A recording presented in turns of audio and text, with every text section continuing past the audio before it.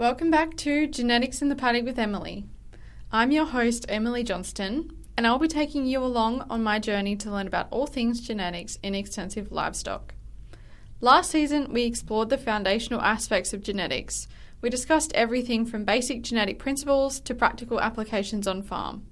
This season, we're kicking it up a notch.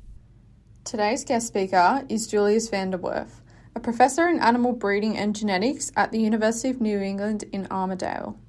Some of the topics we're going to discuss include the importance of balanced selection, making breeding decisions around methane emissions reduction, and answering the question of, does selecting for lower methane lower productivity?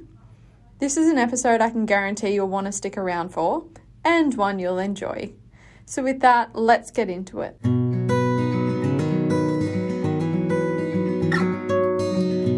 Welcome back to another episode of Genetics in the Paddock with Emily. Today I'm joined by Julius Van der Werf, who is my special guest of the day. So thank you so much, Julius, for taking some time out of your day today to sit down and record this podcast with me. Thank you, Emily. It's a pleasure to have a chat. Thank you. I'll let you do the honours of introducing yourself, because I feel like you can probably do it a lot better than I am. So where are you currently working at the moment, and what's your role? I am professor in animal genetics, or sometimes we call it animal breeding and genetics, at UNE, the University of New England in Armidale. I've been here, I think, about 27 years. I came from the Netherlands straight to UNE because when I was an early researcher, UNE was one of the centers of animal genetics worldwide, one of the best groups here, and I was keen to develop and work with the best, so I came to Armidale. So originally I'm born in the Netherlands. I'm born at a dairy farm. I was helping, of course, everybody helps on a farm. I wasn't super keen on a farm, as I was more a student, but of course you do your job and you drive tractors and help with the calves and all that. So I think I inherited from that an affinity with farming in general. I think farmers do great jobs in the world. But in school I was quite good with numbers, and one thing I liked a bit about farming is the numbers that you get. Dairy farmers measure a lot of their productivity, and I thought it was a bit interesting. So at the end of high school, the reason I went to the Ag University, there's only one university in Holland in agriculture, the Wageningen University, and they're actually number one in the world ranked. Wow. And so it's a good university, but the reason I went there because I liked biology, but I also liked mathematics, and I liked things that are a bit applied, like pure mathematics seemed to be a bit abstract. So an agricultural education seemed to combine all those things nicely. And I think at the same time, it's good to work on food production and keeping the world safe. So I think that was a good way to go. And then I came in animal science because I suppose a bit my background, but also they did a lot of fun stuff with numbers. I was always a bit less interested in nutrition. That seemed to be more learning what you feed an animal and what it does, but animal genetics was more interesting because it is a bit more challenging. And I think a big defining moment was that in my fourth year I went for a year to Cornell University in the US, and they just had invented this blood system to predict animals' breeding values, and of course that was agriculture and mathematics at its best. So and I think that defined what I wanted to do. And I suppose I was supposed to go back to the US for a PhD, but my professor in Holland said I had to stay there. It was important to have a career there, but because of the US experience, I always wanted to go overseas again and work with the best. And so in 96, I think, a job became available here because Brian Kinghorn got some industry funding, and so I took his position basically. And I've never regretted it because Australia is a great place to work in animal genetics. The reason is that it's fundamental, good quality work, good theory, but at the same time we work a lot with industry. A lot of funding is from industry, so we can immediately see what the outputs are from our work, and I think we have an excellent relationship through MLA between the researchers and the breeders, and a lot of breeders are very switched on. They're very keen to learn, and the fact that you see that happen and you see them working with the products that you work on with them, I think that's a great way to work. And because of that, there's also good funding for our work, and I think we feel respected. In the Netherlands, it was a bit less because pork and poultry production are very important there, but a lot of people were worried about animal welfare and what's the point of breeding more of them. And so if you would say I'm in animal breeding, that wasn't a very popular thing. And when I came here, I thought, well, animal breeders are very respected. Everybody likes what we do. Yeah. And it's the nature of the industry is less intensive, it's more extensive. And I think, and Australia has a good history and culture of respecting farmers and what they will do. So it's quite nice. That's good. It sounds like a really rewarding place to work, and it sounds like you've had a lot of fulfillment since being in Australia as well, which is really, really nice to hear. And I'm sure you've been on a lot of different projects, but I'm curious at the moment, like, what are some projects or passion areas that you're currently involved in? I'm sure you probably feel like will give back to industry or answer some of those questions that these breeders have. Yeah. Well, I would say in the first 10 years I was mostly involved in teaching, so I'm very interested in teaching students principles of selection, and although my specialty from Cornell was a bit estimating blood breeding values and estimating genetic parameters, more and more it was also a nice challenge to make tools for students to understand those things. And also very quickly I'm interested in breeding objectives. So one of my minor degree actually in Wageningen was economics and ag economics. So I'm interested in economic benefit of breeding. So and that means defining the breeding goals, determining if I improve that trait, what's the value versus improving that trait. And so the whole selection index theory, I always loved most to teach that to students, and I made lots of tools that actually they're used quite worldwide, which gives a lot of satisfaction. Yeah. A lot of people internationally use those tools. Then after 10 years or so, genomics came in, and so we worked with the sheep CRC, and we had a chance to actually make value of genomics. So then genomic prediction was a whole new area to work in, like how does that work, why does it work, how valuable is it? So a lot of CRC time, sheep CRC time, was spending introducing genomic selection in Australian sheep industries, and a lot of cost benefit and a lot of how can it work. And of course the backbone was that we had the information nucleus where we measured lots of phenotypes in order to select for traits that we couldn't select for before. So that has been a major aspect, I think. And then more recently, the last 5 to 10 years, it's all about methane and sustainability. So we have now projects to look at breeding for low methane animals, and I think that's very rewarding. Like, again, you want a challenge, you want to do cutting edge research, but you also want to have outputs that are relevant to the world. And I think we're very well able to do that at the moment. Yeah, absolutely. That sounds really interesting. And I know methane at the moment is quite a hot topic, so I'm interested to, I guess, chat a little bit more about that. So just for those people who don't know who are listening, can you explain what the significance of why we would actually want to reduce methane emissions in sheep production systems, or I guess just in ruminants in general? Yeah. Well, so we have a problem at the moment that we're changing the climate, and so some people might doubt that, but it's quite clearly that the climate changing slowly, that we have more and more hot days, we have the average temperature goes up, and we have more variation, like extreme temperatures and all that, and so that's well established. So all governments have agreed that they will reduce reduce greenhouse gas emissions. So the climate change is due to greenhouse gas production. So they all signed the Paris Agreement that it should be reduced by 2050 or so. So agriculture is important because it produces about 14% of the greenhouse gas emissions, and cars do another bit, and heavy industries and the metal industries do a bit. So we all have to contribute to solving that problem. And within agriculture, most of the emissions are due to ruminants that belch and produce methane. So it's the sheep and the cattle. So what can we do about it? Well, there's two things you can do. You can give them feed additives such that they spit out less methane, or you can breed animals that produce less methane.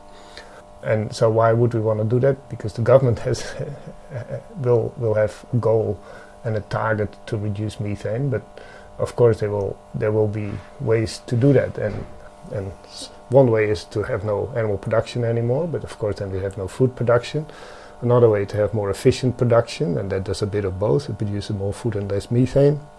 And you can think of technologies that reduce the methane per kilo of product that you do. And so the government has to come up with ways to reward farmers for doing the right thing.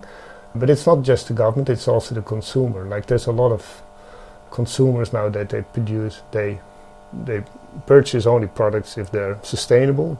So a lot of clothing that we buy will have marks on it, and if it can demonstrate that it produces less methane, then it gets a mark, and consumers tend to buy that.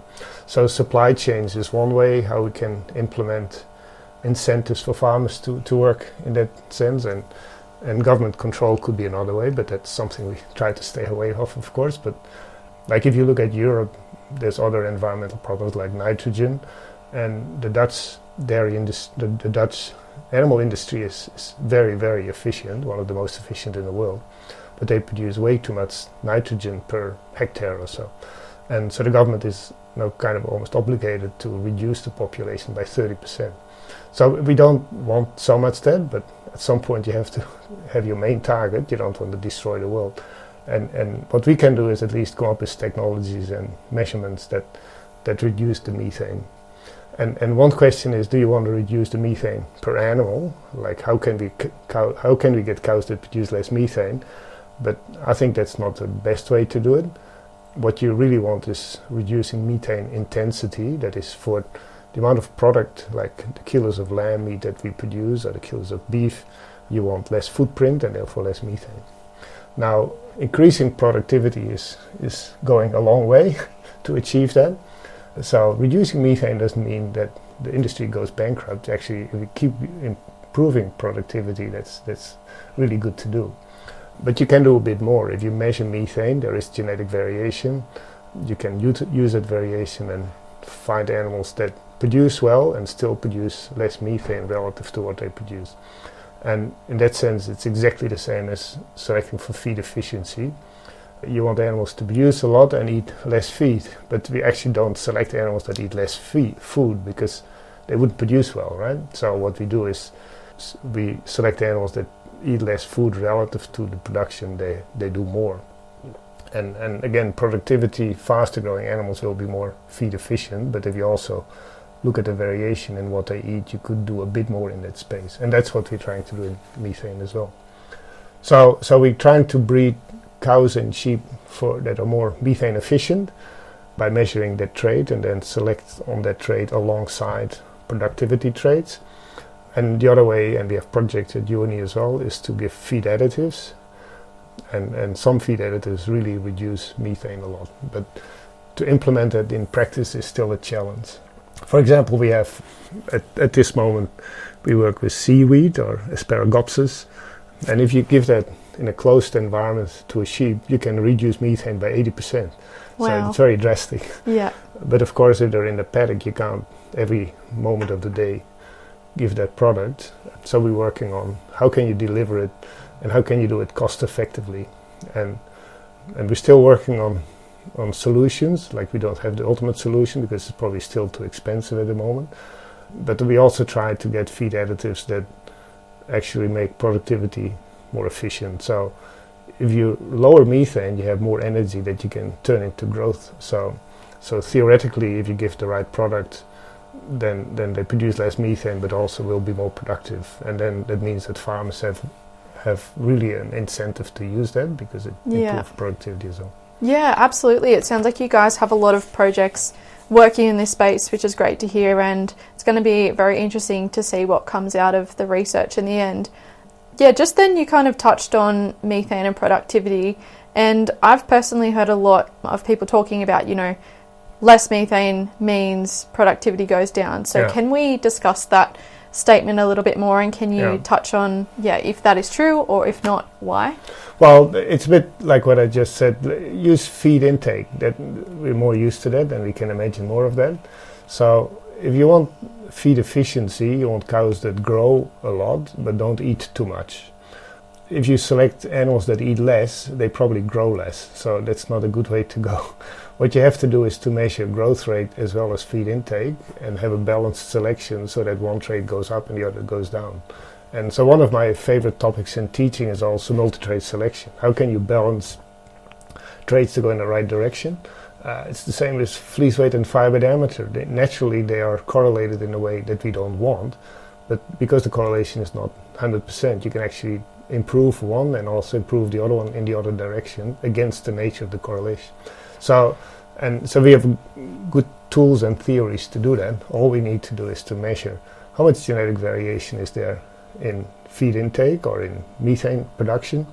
How does that correlate to productivity? How do we put those two together such that one goes down relative to the other? And the best breeding objective the best breeding outcome might be that they still produce a little bit more methane per head, but because they produce relatively a lot more product, the methane intensity is becoming better.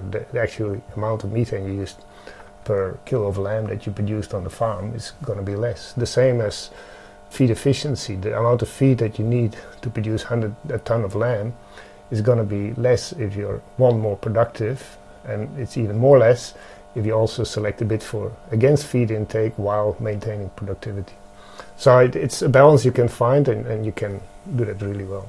That's really reassuring to know, and I'm sure a lot of people would be interested in hearing about that as well, because that is something that I've personally heard floating around a lot. So thank you for clearing that up, Julius. So we did mention that farmers would be rewarded for selecting for less methane with better productivity, and also likely to have access to different markets, ones that are more targeted towards sustainability. But are there any other ways that you can kind of think of or might foresee that people might be rewarded for selecting for less methane, or are they the two biggest?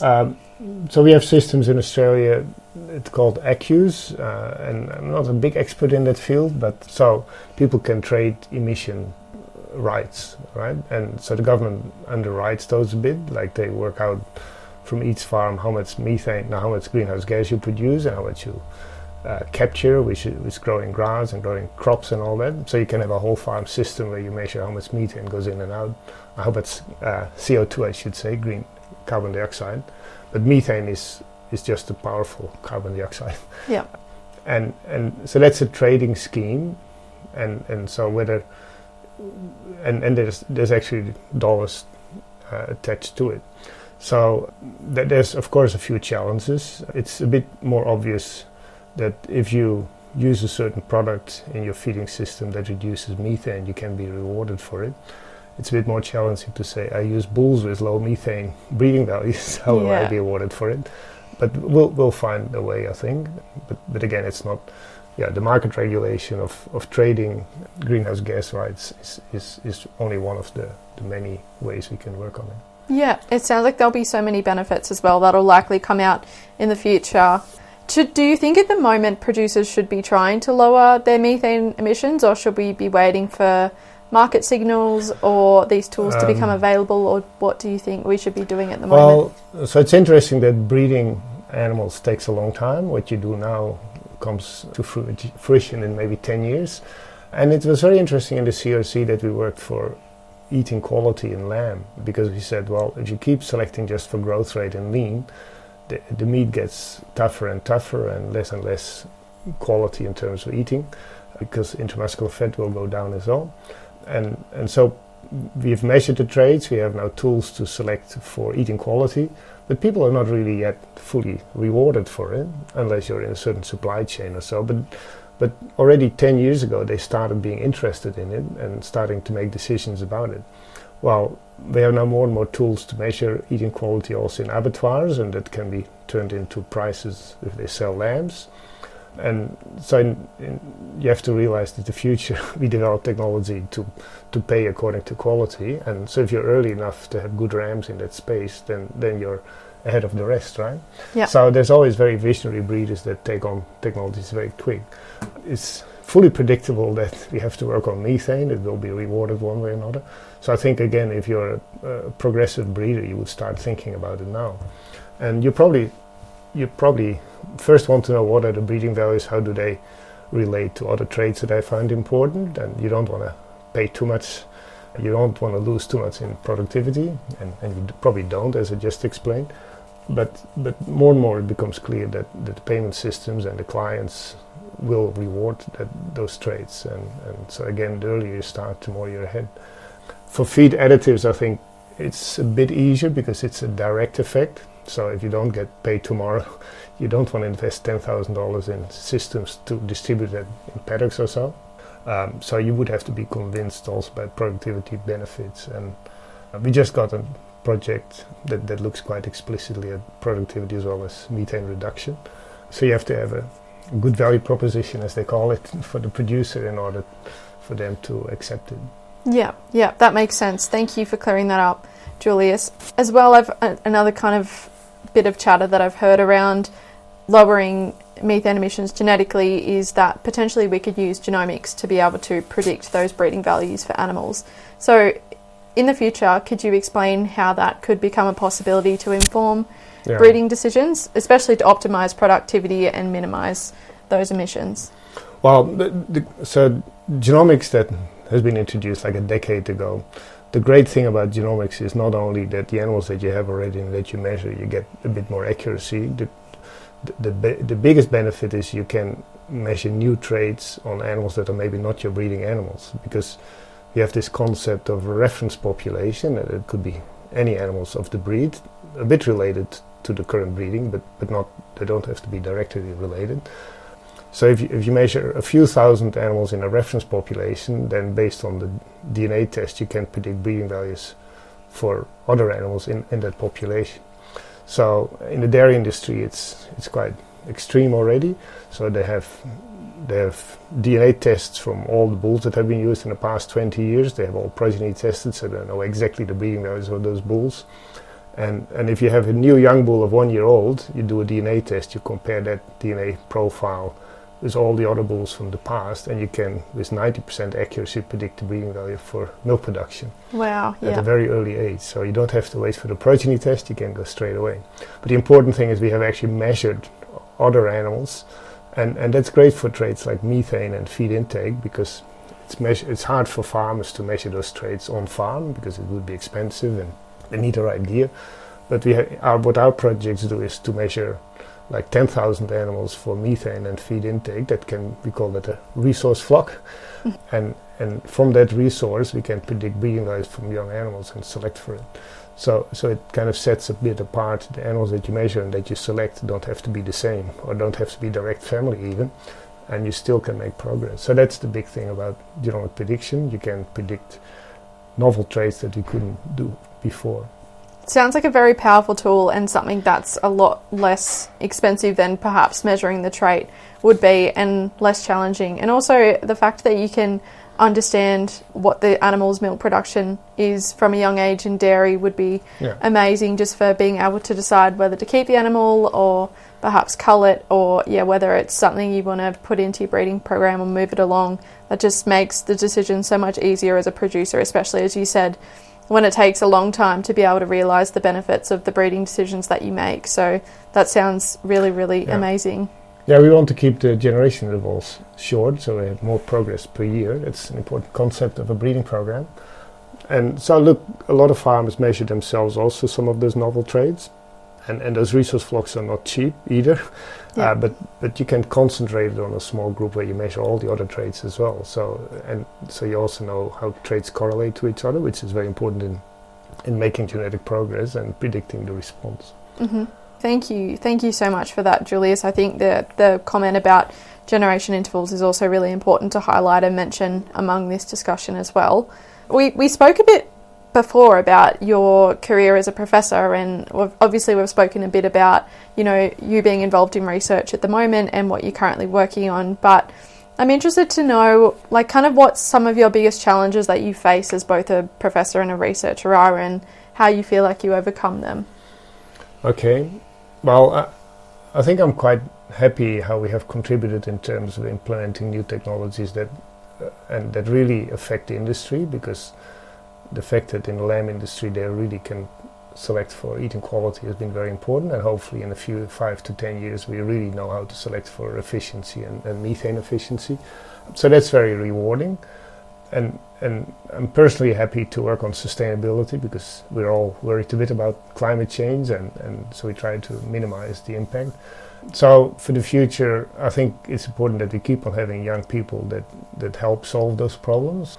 Some concerns may be that in animal genetics, we don't have a lot of Australian students to do PhDs in that space. We have quite a few international, but it's also good to have Aussie students that know the industry well. And so we have a lot of ag students at UNE, but not that many in genetics. And genetics is maybe a bit more complicated, still a lot with numbers, you have to be a bit maths-minded. And I think what's important for high school students is also that agriculture is not just looking at cows or so. Agriculture can be really sophisticated, and clever people can really get a lot of value there. So I think it's our role to give that message to high schools to attract very good mathematically aware students, because they are really needed. A lot in agriculture is now about measurement, using technology. We use AI more and more. We use cameras now to look at meat and to look at faces of animals to interpret it. And so there's a lot of technology and great careers for students. I think my main hope, and slightly relieving that concern, is that a lot of young people realize it and go into the industry.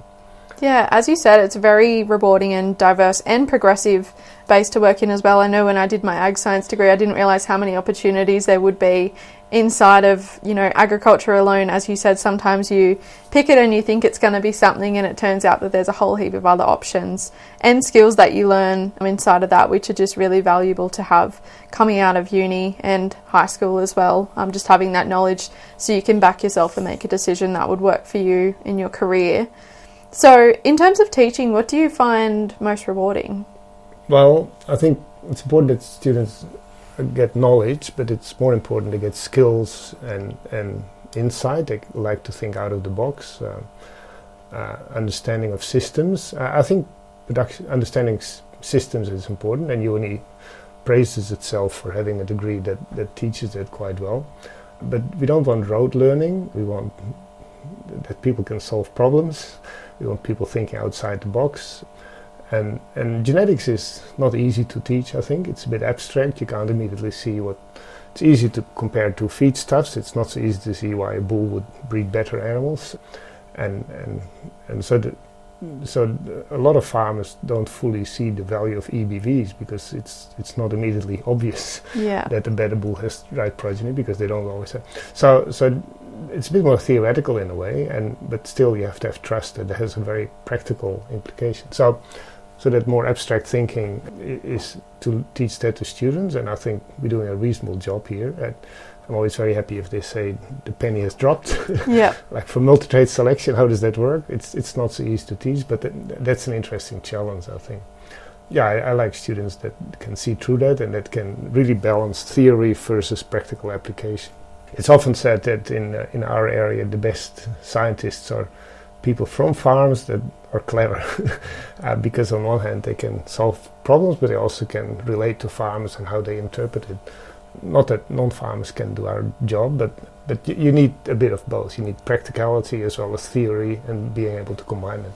So I think that would be rewarding, to be able to see people that can apply that in that sense. Yeah, absolutely. And especially, as you said, some of the topics that you teach are really difficult. So it would be very rewarding to see people understand that, and it makes sense. It's almost like, just a reward for yourself to see it on their face when it just clicks, which is would be really cool to see. So we spoke about earlier, Julius, you've had quite an extensive career since coming from the Netherlands, but also over there as well. So what are some of your career highlights? What's been a few wow moments over the years, or something that's really stood out to you that's just been, a huge wow? Well, I mean, in general, the best moments of your career is when you discover new insights, like, I never realized this is how it works. And every now and then we have those insights, like when genomics came and understanding how that works. Research always finds it important to get acknowledgement for what they do, like they're a bit ego-minded, like, look what I achieved. I'm not sure I achieved the whole, but I did get a prize once. It's called Helen Newton Turner Medal, which is very prestigious for animal genetics.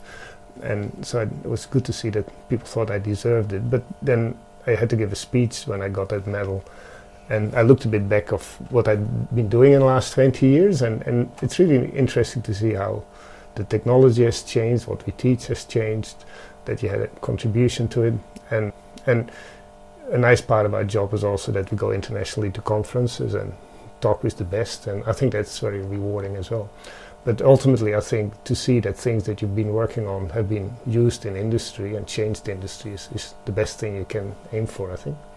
Absolutely, and I guess that's probably the reason why, as you said, you do research. Is when you came to Australia, that's one thing that drew you towards, working in this space, is that you want to solve problems for breeders. So being able to see them use that would be a great highlight in itself, and just, amazing to be able to witness on the ground. And I'm sure it gives you a lot of ideas as to what you could work on in the future, and the wow moments just would continue to roll on, which is really cool. So since you've been working in the space for a little while now, to wrap things up, what do you think the next 10 years looks like in this space, or for you? Or I'm happy for you to answer it as you'd like. Well, we talk now a lot of, so ultimately in animal genetics, the breeding objectives is the main thing. You can have lots of fancy tools to select efficiently for traits, but the key is, do we select for the right traits? Do we have the right balance? So there's a whole host of new traits that are more and more important, like efficiency and methane and resource use. The other one is, I think, animal welfare and health. So we talk a lot about sustainable animal production systems, because certainly in Europe, animal production is already questioned quite a bit. Is it good for the environment? Is it good for the animals? And I think it's our responsibility to make sure that we still make animal products in a sustainable way, and that we have what they call a social license to do so, that people accept the ways we do it. And so that's generic across animal science, of course, housing, management, it's all important. But in genetics, the challenge is to find the traits that reflect that. So we have now methane efficiency, but also how do you do animal welfare? Is that a genetic problem? So that's related maybe to animal behavior. How do you select for better health? What is a practical way to do that?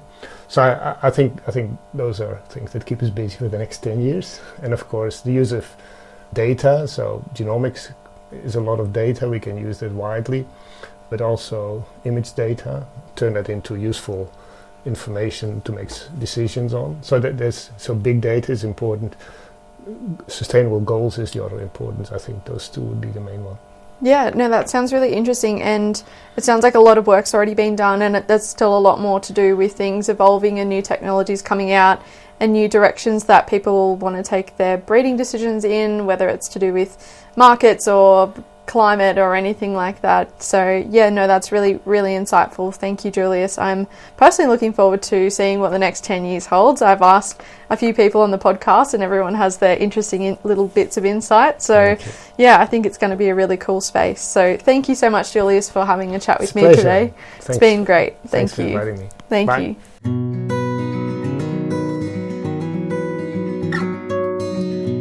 And that brings us to the end of this episode of Genetics in the Paddock with Emily.